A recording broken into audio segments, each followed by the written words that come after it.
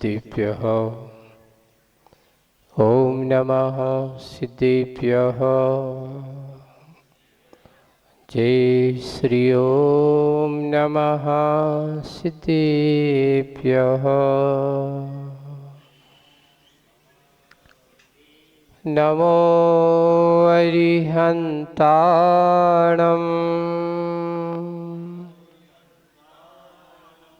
नमो सिद्धाणम्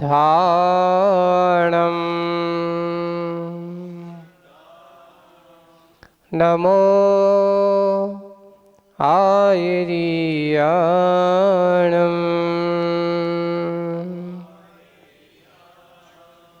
नमो वज्रायाणम्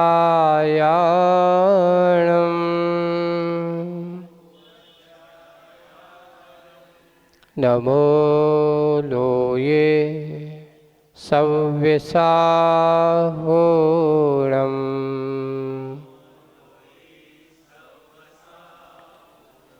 बोलिए पंच परमेश्वरी भगवंतों की, शासनिक भगवान महावीर स्वामी की, मूल नायक देवादिदेव 1008 श्री चंद्रप्र भगवान की, परम पूज्य आचार्य गुरुवर श्री विद्यासागर जी महाराज की, आचार्य श्री समय सागर जी महाराज की, 3 कम 9 करोड़ मुनि राजों की, अहिंसा परमो धर्म की। नमस्कार।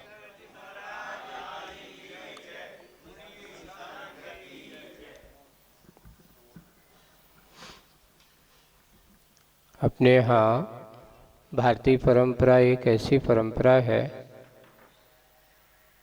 जहाँ अतिथि सम्मान और बहुमान के एक बहुत बड़ा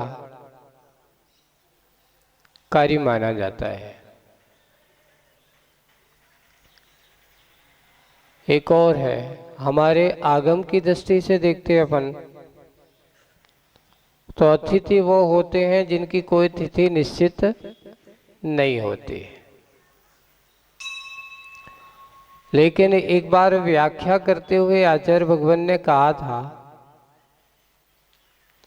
कि मात्र महाराजों को या मुनिराजों को यह अतिथि अकेले नहीं समझना चाहिए। ये मंदिर भी हमारा एक अतिथि है। बस उत्तर इतना है कि मुनिराज या गुरु महाराज हमारे चेतन अतिथि हैं, तो ये हमारा अचेतन अतिथि है। दान का पात्र वही होता है या जिसको हम जहाँ दान अर्जित देते हैं, जिससे हमें पुण्य का कार्य हो, पुण्य का अर्जन हो, वो हमारा अतिथि है। अभी हम तोता क्यों रोता की क्लास चल रही है और उस तोता में क्यों रोता कृति में पूज्य आचार्य भगवान की उस पंक्ति का यहाँ अभिभाव को व्यक्त करता हूँ। उन्होंने लिखा है, जिनकी ना आने की कोई तिथि है और ना जो कोई जाने की तिथि है, वही हमारा सच्चा अतिथि है। और जिनके जाने पर ना वो आज की सोचा करते हैं कि आगे क्या होगा, ना जो व्यतीत हो गया ना उसकी सोचा करते हैं, हमारे अतिथि तो अब की सोचा करते हैं कि अब क्या हो रहा है। वर्तमान के बारे में सोचना, वर्तमान के बारे में चिंतन करना और विचार करना कि हे आत्मन, तेरा कल्याण कैसे होगा। जो बीत गया है सो समझ लेना रीत गया, निकल गया, और जो भविष्य आने वाला है, जो अभी तुम्हारे अनुभूत में नहीं है, आएगा। जो आएगा उसकी चिंता करना क्यों। हम भविष्य के बारे में ज्यादा सोचते हैं तो टेंशन होने लगता है, और वर्तमान में जो अनुभव करते हैं उसमें अनुभूति में अपने आप को अच्छा है तो उसको भी स्वीकार करो। बुरा है तो वो भी अपना ही है, ऐसा स्वीकार करो भाई। किसी ने थोपा नहीं है हमारे ऊपर। किसी के बारे में ये कहना कि इनके कारण से मैं बहुत दुखी हूं, इसने मेरे लिए दुख दिया है, अरे वो तो आपकी उद्दीर्णा में निमित्त कारण बना है। कल मैंने शाम को क्या कहा था कि कोई आपके ऊपर अपमान करे, आपकी निंदा करे, आपको बुरा कहे, तो ये सोच लेना चाहिए कि वो जो हमने कथा सुनाई थी कि लगता है कहीं ना कहीं मेरे अंदर की बुराई बाहर जा रही है और अच्छाई का आमंत्रण हो रहा है। कभी बुरे को बुरा मत समझो, निंदा को अपने आप को कभी आत्मग्लानि का विषय मत बनाइए। हाँ, करते हैं तो सजग होना हमारा परम कर्तव्य है। उसने, सामने वाले ने मुझसे बुरा कहा है, कहीं ना कहीं मेरे अंदर की बुराई है, जब तो मैं बुरा कहा गया है, और वह सजग होता है। हम उसको, और किसी की निंदा करने पर हम उसको बदले के भाव के साथ उसके ऊपर प्रहार करना चालू कर देते हैं, आरोप प्रत्यारोप करना चालू कर देते हैं, उसके भले बुरे शब्द चालू कर देते हैं। उससे क्या होता है, उसका अपना और कर्म बंद और होता चला जाता है। यानी पुराना तो था ही, नया और हमने क्या कर डाला, बंद कर दिया। ये कर्म सिद्धांत है। इसलिए ज्ञानी जन हमेशा एक ही चिंतन करते हैं, जियो तो कैसे जियो, बदले के भाव से मत जियो। सामने वाले को बदलने के भाव से जियो, यही सूत्र है। हमारे यहाँ पूज्य आगम में, भगवंतों की वाणी में और अनंतों की वाणी में यही होता है कि वे मुनिराज हमेशा अपने आप में रहने वाले, निंदा, कोई निंदा करता है, कोई स्तुति करता है, कोई अच्छे से उनके जाकर के पूजन करता है, कोई जाकर के उनकी बुराई करता है, तो उनने कहा निंदा करे असिफ करे तलवार मारे, तो भी वे महाराज कैसे रहते हैं, अपने साम्य भाव को कभी भूलते नहीं है। और समता भाव जहाँ है, साधु का सबसे बड़ा आभूषण बताया। इसलिए हम सब ऐसे वीतराग की उपासना करने वाले हैं, वीतरागी हैं। राग हमारा कोई स्वभाव नहीं है, और ऐसे रागी की नहीं, हम वीतरागी की उपासना करते हैं। जिनके पास तुम जाओगे, जिनके चरणों में हम बैठेंगे, तो अपने अंदर का राग कम होना चाहिए। उनके पास बैठ करके हमारे अंदर की राग देश की प्रवृत्तियां कम होना चाहिए, तब तो हमारा वीतरागी के प्रति आस्था भाव समीचीन होगा। और वही हमें करना है। बहुत दुर्लभ है कि जो ऐसी इस मनुष्य पर्याय को प्राप्त करना, और दुर्लभ क्षणों को हम दुर्लभता के उस सौभाग्य को अर्जित करना चाहते हैं, और अपने आप के अंदर की उस सौभाग्यता को जगाने के लिए ये हमारे मंदिर हैं, हमारे लिए गुरु समागम है, गुरु की संगति है। प्रभु के पास जाओ तो उनके गुणों को अर्जित करो, उनके स्वरूप को देखो, उनके अंदर की उस वितरागता को देखो,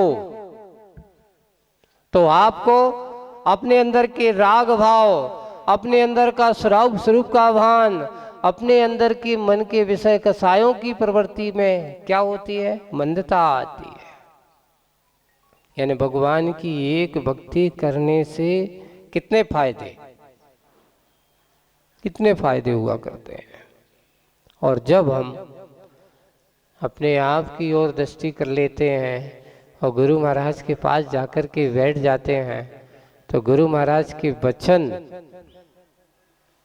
क्या होते हैं?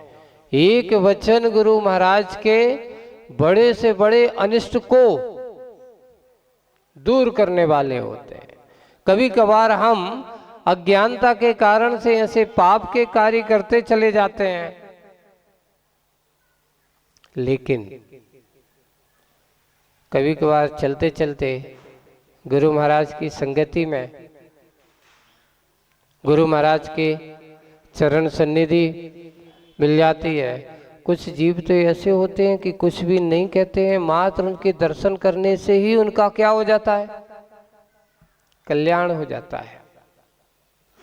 कभी कोई भरोसा नहीं है, कब कहाँ कैसी भवितव्यता, किसके रूप में, किस रूप में उसका कल्याण का भाव जुड़ा हो। एक दिन हमने शायद तलवाड़ा में सुनाया था किसी को कि देखिए, आचार्य महाराज ने या आचार्य महाराज को देख करके कई ऐसे जीव हैं जिनका उद्धार हो गया। आपको एक सागर का एक प्रसंग सुनाता हूँ, एक संस्मरण है, बहुत सुंदर है। यह है सन 2003 की बात। उस समय हम सागर में थे और सागर में एक बर्नी कॉलोनी, बाहुबली कॉलोनी के वहाँ के करीब 4-6 मंदिर के पंचकल्याणक संयुक्त रूप से होना था, भाग्योदय से ही होना था। और आचार्य श्री का भोपाल से बिहार करते हुए सागर में मंगल प्रवेश हुआ उस दिन।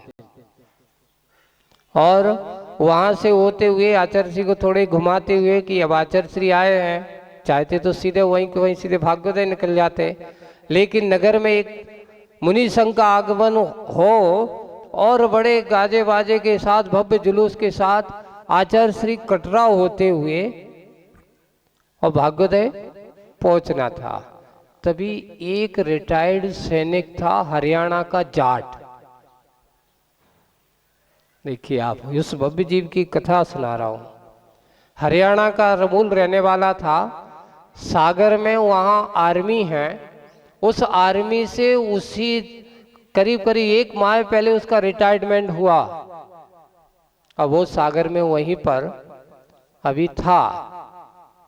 शुद्ध मांसाहार का सेवन करने वाला, शराब का सेवन करने वाला व्यक्ति है। वो घर से बाजार आया है, काई के लिए आया था? यही खरीदने आया था। इधर आचार्य श्री का पूरा संघ आया है, आगवानी हुई। आचार्य श्री के साथ सब विशाल संघ आया, जन समूह पूर्व देखा। उसने आचार्य श्री को देखा। देखिए उस भव्य जीव की कितना पुण्य, कैसे कहाँ उसके परिणाम जागते हैं। वो आया और उस देखता है, उसके मन में एक ही भाव हुए कि मुझे तो आचार्य श्री के इन गुरु महाराज के जो दिख रहे हैं इतने बड़े, मैंने पहली बार ऐसे चलते फिरते भगवान देखे। उसके शब्द थे, मैंने पहली बार ऐसे चलते फिरते ऐसे भगवान देखे हैं। ओ, जब उसने कहा, मन में उसे भाव आए, उसने कुछ नहीं, बीच में भीड़ भाड़ में जाने की कोशिश की, नहीं जा पाया क्योंकि इतना जनसमूह था और सब लोग वहां, पुलिस प्रशासन आदि, तो कोई भी आचार्य श्री तक पहुंच नहीं पा रहा था। चलता आया, वो भी पीछे पीछे चलता आया। कहां तक आ गया? भाग्योदय तक आ गया। मुझे तो आज इन गुरु महाराज की क्या करना है? ऐसे भगवान के चरण स्पर्श करना है। और यहां आने के बाद वो खड़ा रहा। देखिए आचार्य श्री सभा हुई, प्रवचन हुआ, प्रवचन सुनता रहा और प्रवचन हो जाने के बाद फिर आचार्य श्री और हम सब लोग भाग्योदय के बिल्डिंग में वहां जहां रुकना था वहां पहुंच गए। वहां जाने के बाद वो आ गया, वहां खड़ा हुआ है एक सब भीड़ में। सब लोगों को कहा चलो भाई अब सामायिक का समय हो गया है, सबको खाली करो। एक एक करके, हम भी उस समय थे, खाली कर रहा था।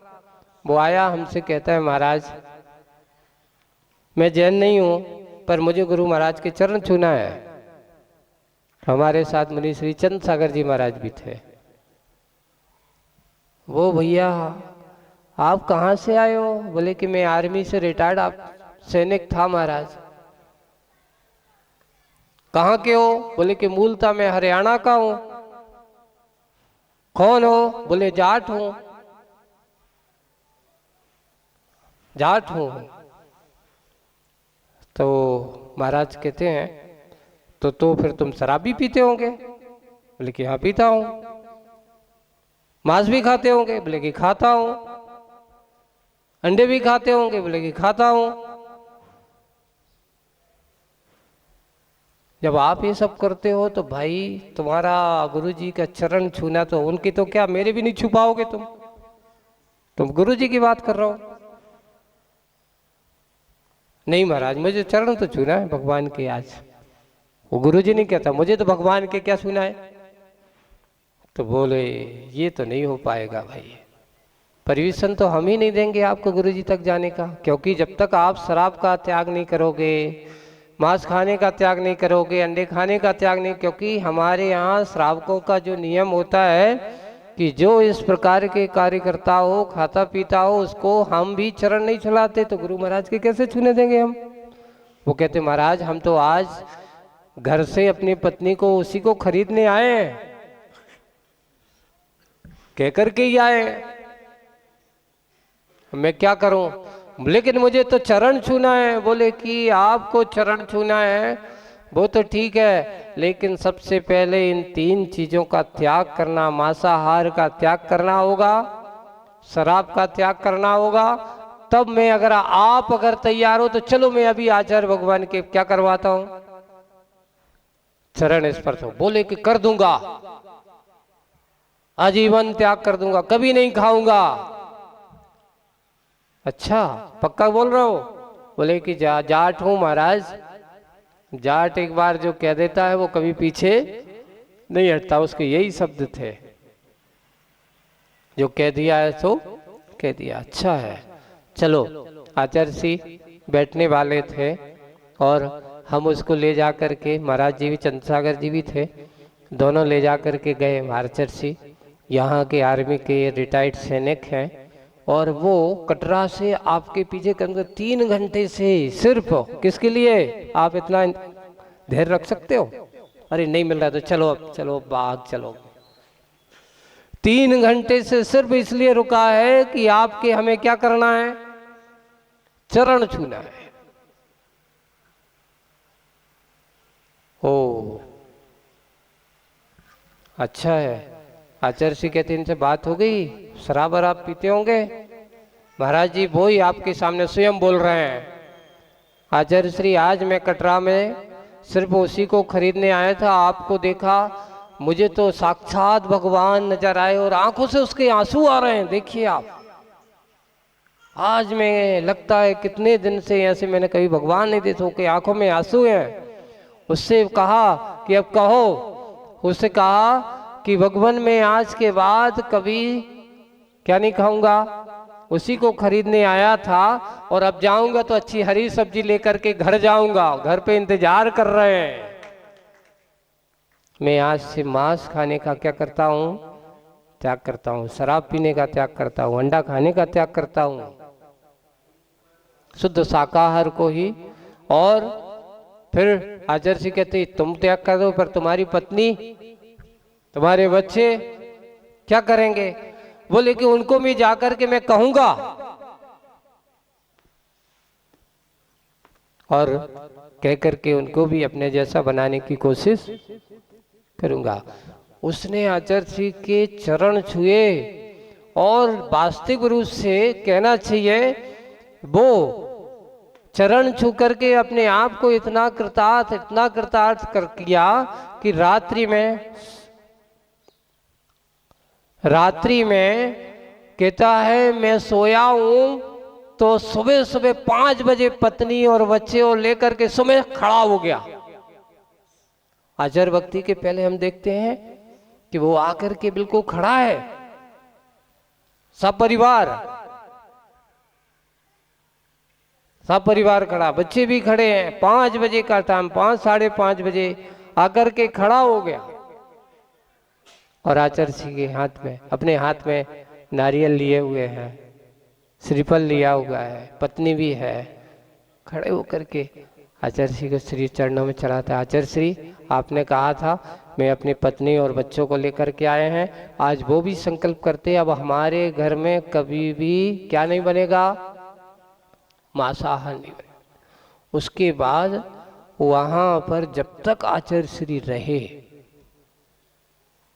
तब तक पूरा का पूरा वो प्रतिदिन सुबह 5 बजे आता, गुरु जी के चरण छूता और चरण छू करके बिल्कुल भीड़ भाड़ में एकांत में बैठ जाता और बैठ करके बस गुरु जी को देखता रहता। इसलिए कहते हैं कि भव्य जीव गुरुओं की मात्र चरण सन्निधि, उनका दर्शन भी ना जाने कितने जीव जो हम नहीं कर पाते वो वे ऐसे जीव कर लेते। आज भी वह पूरा परिवार है, पूरा परिवार।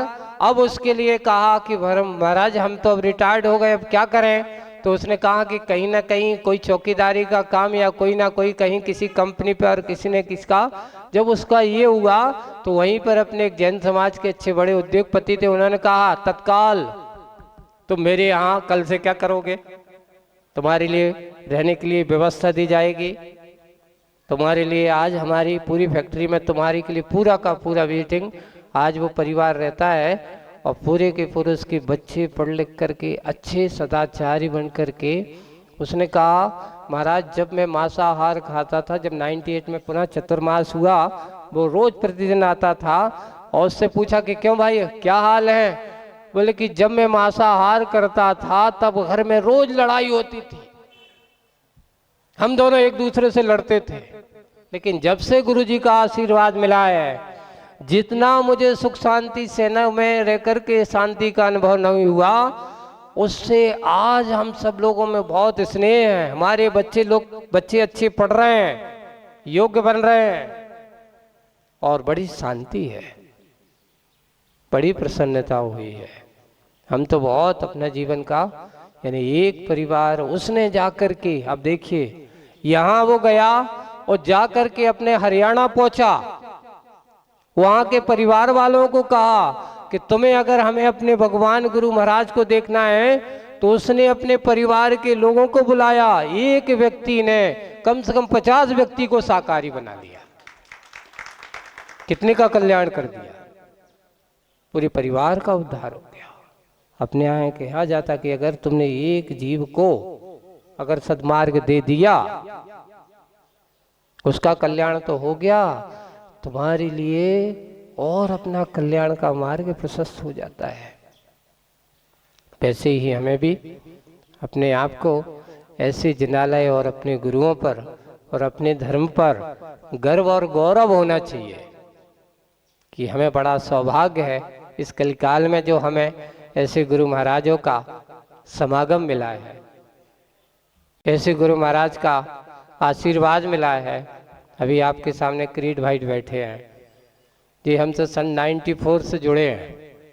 जब हम ब्रह्मचारी अवस्था में थे तो बोरीवली जहाँ ये रहते हैं मुंबई में, वहाँ पर हम लोग गए थे और शिविर लगाया था दिसंबर में, और उस शिविर से ये इनके 8-10 लोगों के अच्छे कार्यकर्ता हैं। आज ये है वहाँ से जुड़ते जुड़ते गुरु जी के पास पहुँच गए और इतने अनन्य सेवक बन गए आज कि गुरु जी ने उनको इतना आशीर्वाद दिया कि बहुत सारे काम और बहुत सारी जिम्मेदारियां गुरु जी की ओर से उन सबको मिली हुई है, कार्य कर रहे हैं और सतत हमेशा जाते हैं उस कार्य को। गुरु तो बंधुओं, इस भाव में अगर जिसके ऊपर गुरु की कृपा हो जाए, गुरुओं का आशीर्वाद हो जाए, बहुत दुर्लभ होता है। हम सब ऐसे ही कृपा के पात्र बने, अपने आप के जीवन को धन्य बनाएं और बन सके तो इस भाव में कुछ हो या ना हो, धन संपत्ति मिलना कोई बड़ी बात नहीं है बंधुओं। इसको कोई आश्चर्य मत समझ लेना कि मैं बहुत बड़ा करोड़पति अरबपति बन गया हूँ, ये तो हमारा पुण्य करा दे। अच्छे काम करोगे तो अपने आप पुण्य बढ़ता है। अच्छे गुरुओं की संगति में रहो, भगवान की भक्ति पूजन करो, अपना पुण्य ही हमारे लिए विकास का कारण होता है। और वही हुआ, विकास का कारण बनता चला जाता है। हम सब ऐसे ही विकास की स्थिति को अपने जीवन में अपनाएं, सौभाग्य जगाएं। ये सब जो अवसर मिला है अभी यहाँ पर आने वाले तलवाड़ा में, अब आप लोगों को मैंने कल बताया था कि आप लोगों का प्रसाद कहीं ना कहीं काम आता है। सतत आते रहे, तलवाड़ा में निवेदन करते रहे, महाराज कोहाला कोहाला कहते रहे, तो अपन ने भी सोचा चलो आज रविवार है, थोड़ी से घूम फिर आते हैं। और यहाँ की वंदना हो गई, आज आप लोगों को लाभ मिल गया। और अच्छे से आज सुबह पांडुक शिला हमने देखा, एक थाली में भगवान थे, छोटी सी पांडुक शिला। मैंने कहा इतनी सी में क्या हो रहा है, अच्छी होना चाहिए भगवान के अभिषेक करने की। और उन्हें सहज रूप में खड़े खड़े ही सबने कहा, मैंने कहा बोलो, और सबने 4-5 किलो चांदी इकट्ठी करके आपकी पांडुक शिला अभी आ रही है, सैंपल आने वाला है। वो पांडुक शिला जितना हम भगवान की, ये उपकरण है, बहुत बड़ा उपकरण है, इससे बहुत साथी से पुण्य धन्य है कि 3 लोक के नाथ को बैठा करके अगर हमारा द्रव्य उसमें लग करके जिस पर भगवान का अभिषेक हो, कितने पवित्र भाव का वो हो, ऐसे उपकरण का है ये अपने मंदिर का। जहाँ कहीं भी हो ऐसा अवसर मिलता हो, कभी पीछे मत हटना। अगर आपके पास है तो देना चाहिए, हमें खुल करके देना चाहिए। और देते हुए तो आचार्य श्री भगवंत के जो तोता के और रोता में जो कहा गया है कि आप ऐसे अतिथि का सम्मान करोगे तो तुम्हारा सम्मान तो होता ही रहता है। अतिथि का सम्मान करोगे तो तुम भी एक दिन ऐसा आओगे, जहाँ भी जाओगे तुम भी अतिथि जैसे सम्मान के पात्र बनते चले जाओगे। हम पात्र बने, इसी भावना के साथ आज का ये प्रवास यहाँ पर प्रातःकालीन जो कोहाला का ये प्रवास हुआ है, इतनी छोटी 8-10 घर में, 10-12 घर में बहुत अच्छा मंदिर का आज से समुसरण को सजाया है। अच्छे रहने का आज इतना बड़ा भवन, बड़े बड़े 400-400 घर की समाज भी नहीं सुधार पाती, इतना अच्छा तो है ना। जो छोटे छोटे 8-10 घर में अपने द्रव्यों को सजा करके ऐसे कार्य को किया है, ये कार्य हमें और अच्छे करना चाहिए, अच्छे से अच्छे सोचना चाहिए। और विशेषता अपना भगवान का समुसरण, कितने हम भले कम हो पर हमारे भगवान हम गिनती पे नहीं, हमारे भावों से बड़ापन होता है। हम बड़े से भावों से बनाएं, भक्ति से उनका बड़ापन लाने की कोशिश करें, सबके अंदर ऐसी भावना हो। इसी भावना से बोलिए देवादिदेव 1008 श्री चंद्रप्रभु भगवान की